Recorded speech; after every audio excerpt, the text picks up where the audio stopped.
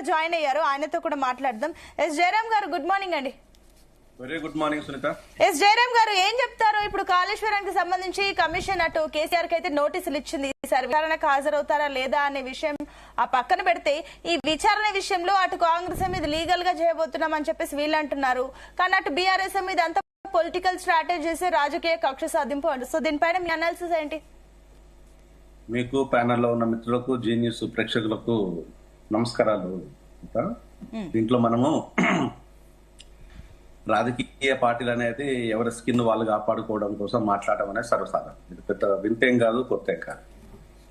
So Kaleshwaram గొప్పతనాన్ని గురించి చెప్పమంటే బీఆర్ఎస్ రోజుల తరబడిగా, సంవత్సరాల తరబడిగా చెప్తారు.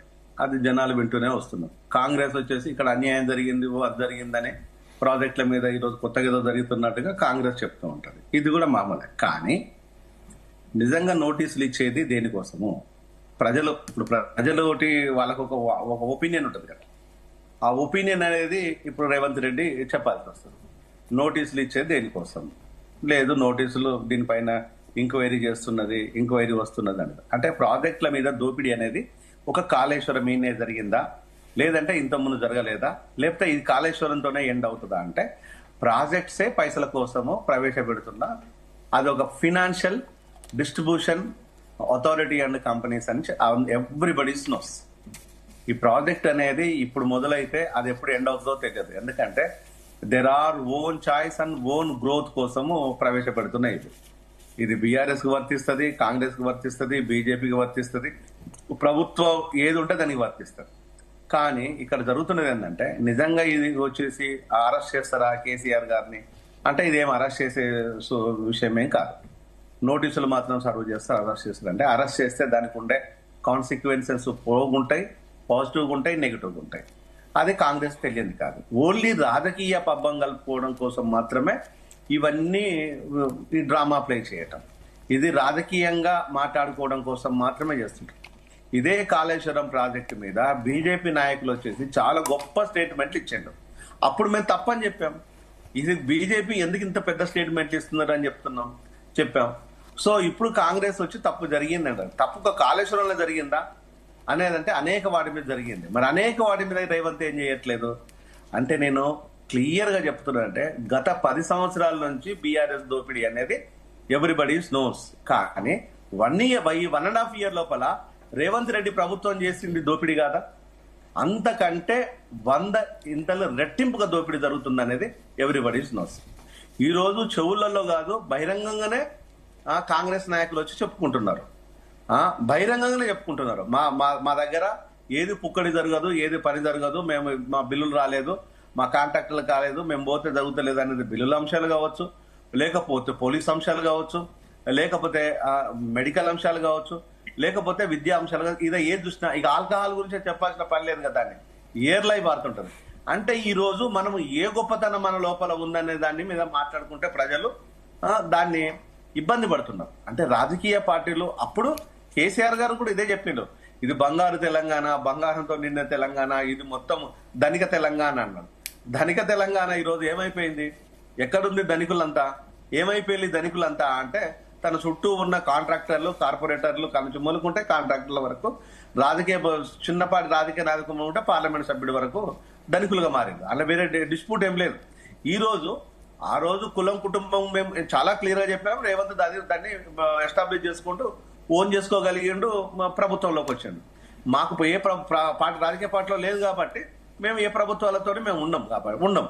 ఇక్కడ ఇదే వచ్చేసి రేవంత్ రెడ్డి అదే కులం, అదే కుటుంబం. అక్కడ వెలమలైతే ఇక్కడ రెట్లు. పెద్ద తేడా ఏముంది అంటే, ఏ రోజుకైనా కూడా ఏదైనా ప్రజలకు సంబంధించిన అంశాల లోపల మీ డబ్బా మీరు కొట్టుకోవడం కాకపోతే నిజాయితీగా మీరు చేస్తున్న మోసాలు మీరు చెప్పేంత దమ్ముందంటే లేదు. కాంగ్రెస్ ఏం చేసిందో ప్రజలకు తెలుసు, బీఆర్ఎస్ ఏం చేసిందో ప్రజలకు తెలుసు. కానీ ఇంకా గొప్పగా ఏదంటే, అంటే ఆ రోజు మేము గవర్నమెంట్ వచ్చిన కొత్తలో డిసెంబర్ మంత్ నుంచి నెక్స్ట్ జనవరి, ఫిబ్రవరి, మార్చి, ఏప్రిల్ 6 months వరకు కూడా రేవంత్ రెడ్డి ప్రభుత్వాన్ని చాలా స్ట్రాంగ్ గా బలపరిచాం. పొలిటికల్ అనలిస్ట్ కావచ్చు, మేధావులు కావచ్చు, విద్యార్థులు కావచ్చు, బలపరిచాం, భద్రపరిచాం కూడా. కానీ ఈరోజు ఏం చేస్తున్నది ప్రభుత్వం?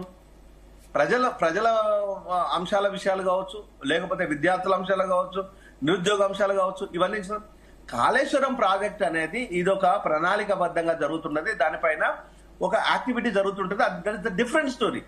కానీ నీ ప్రభుత్వం చేస్తున్నది ఏంది? నువ్వు ప్రజల మధ్యలో ఉండి ఇప్పుడు చెప్తున్నది ఏంటిది? కాళేశ్వరం ప్రాజెక్ట్ అయినా మొత్తం జీవితం మొత్తం పోయేది వచ్చేది. కాళేశ్వరం ప్రాజెక్టుతో ఎవరికి వచ్చింది లేదు, పోయింది లేదు. ఇక కాళేశ్వరం ప్రాజెక్టు గురించి మనం ఎంతసేపు మాట్లాడుకునే ఉంది? కేసీఆర్ గారికి నోటీస్ ఇచ్చింది, అరెస్ట్ చేస్తారా? ఏం జరగదు. ఇప్పుడే కాదు, రేవంత్ రెడ్డి బ్రతికుండంగా అరెస్ట్ చేయలేడు, కాంగ్రెస్ బ్రతికుండంగా అరెస్ట్ చేయలేదు, బీజేపీ బ్రతికుండంగా అరెస్ట్ చేయలేదు. ఇది గ్యారంటీ. ఎందుకంటే వాళ్ళ అవసరాలు అక్కర్లు అని ముడిపడి ఉన్నాయి, ప్రాజెక్టులు ముడిపడి ఉన్నాయి. నా నుంచి నీకెంత దూరం ఉందో నీ నుంచి నాకంత దూరం ఉంది. బీజేపీ పాలిత ప్రాంతాల్లో ప్రాజెక్టు లేవా? మరి వాటి మీద కూడా విచారణ జరపాలి కదా. కాంగ్రెస్ పాలిత ప్రాంతాల్లో 3 ఉన్నాయి, ఇక ప్రాజెక్టు ఉన్నాయి. ఇక్కడ అత్యధికంగా కాళేశ్వరం ఉంది. ఈరోజు హైదరాబాద్ తెలంగాణ అనగానే ప్రతి ఒక్కరికి పైసలు మాత్రమే కనిపిస్తున్నాయి, కానీ ప్రజలు కనిపించట్లేదు. దురదృష్టం ఏంటంటే ఇక్కడ ప్రజలు కూడా ఉన్నారు, వాళ్ళు నిరక్షరాస్యులు ఉన్నారు, నిరుపేదలు ఉన్నారు, కష్టాల్లో ఉన్నారు అనేది మాట్లాడతలేరు. ఈరోజు ఎవరైనా కూడా ఆ ప్రతిదానికి వచ్చేసి హైదరాబాద్ అనగానే ఫైనాన్షియల్ అబ్బు, ఇది వెరీ క్లియర్. అంటే ఇక్కడ హైదరాబాద్ చుట్టూ పరిసర ప్రాంతాల లోపల, హైదరాబాద్ లో ఉన్న స్లమ్ లోపల ఆ ప్రజలకు కావాల్సిన ఏంది? ఈ రోజు డ్రగ్స్ తోని ఆల్కహాల్ తోని ఎంతమంది చచ్చిపోతున్నారు, ఎంతమంది బలవుతున్నారు, దానిపైన మనం ఎలాంటి పర్యవేక్షణ చేయాలి? విద్యార్థులకు విద్య లేకుండా ఎంత ఉంది, నిరుద్యోగుల ఉద్యోగాలు లేకుండా ఎలా ఉన్నారు, ఆరోగ్య పరిస్థితులు ఉన్నాయి, వీటి ఎవరికి అక్కర్లేదు. ఏ ఒక్క రోజైనా ఈ రోజు హెల్త్ మినిస్టర్ కావచ్చు, రేవంత్ రెడ్డి కావచ్చు, మీరు సమీక్షించిల్లా? నేను చెప్తున్న 3 అంశాలు, విద్యా అంశాలు కావచ్చు, వైద్యం సంబంధించిన అంశాలు కావచ్చు, ఆల్కహాల్ సంబంధించిన అంశాలు కావచ్చు, మీరు ఎప్పుడైనా దీనిపైన సమీక్ష చేసి ఒకటండి టాపిక్ డివియేట్ అవుతుంది. అంతకంటే ముందు కూడా మీ అంశంలో అటు శుభప్రద్ గారికి సబ్మిషన్ ఉందంట, చెప్పండి. ఈరోజు ఒక శుభప్రద్ 1 మినిట్ సునీత, ఒక విషయం ఏంటంటే టాపిక్ డీవియేషన్ కాదు, టాపిక్ అనేది ప్రజలకు సంబంధించిన అంశాల లోపల పెట్టేసి ఇక్కడ ప్రభుత్వం డివైడ్ చేస్తుంది టాపిక్ ను. ప్రభుత్వం సిగ్గుపడాలి డివైడ్ చేయడానికి. ఇక్కడ ప్రభుత్వం, నేను కేసీఆర్ పెద్ద సొక్కం పూస అని చెప్పట్లేదు. కేసీఆర్ మీద 10 ఏళ్ళు మేమే కొట్లాడినాం. ఈ రోజు వచ్చేసి జెండా పట్టుకొని చేయగొట్టుకొని రేవంత్ రెడ్డి వచ్చేసి సీఎం అయిండు. మేము ఊరు చేసినప్పుడు కూడా అదే కదా. మళ్ళీ వస్తానండి. చేసిన పనే ఈ రోజు రేవంత్ రెడ్డి చేస్తున్నాడు. కేసీఆర్ కులం చేసిన పనే రేవంత్ రెడ్డి కులం చేస్తున్నది. కేసీఆర్ కుటుంబం చేసిందే ఈరోజు అదే వ్యయం పెరిగింది అని చెప్పేసి మీరు లాస్ట్ లో అడుగుతుండే.